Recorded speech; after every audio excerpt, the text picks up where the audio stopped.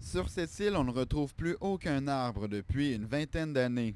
La présence de plus de 85 nids de cormorans au sommet de l'île explique la déforestation de cette partie du territoire.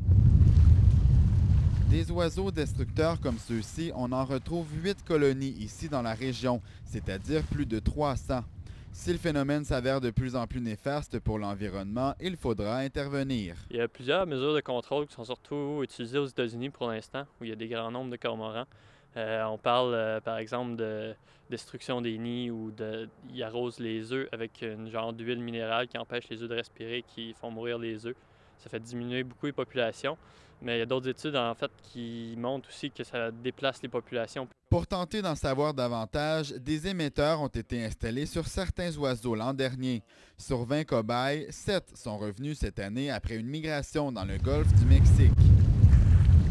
Cette recherche, qui aura coûté plus de 20 000 $, a été financée par l'EQTR et par le ministère de la Faune. En région, c'est surtout un apport, c'est eux qui nous fournissent une partie de la main-d'œuvre pour le terrain et l'équipement comme la chaloupe et tout.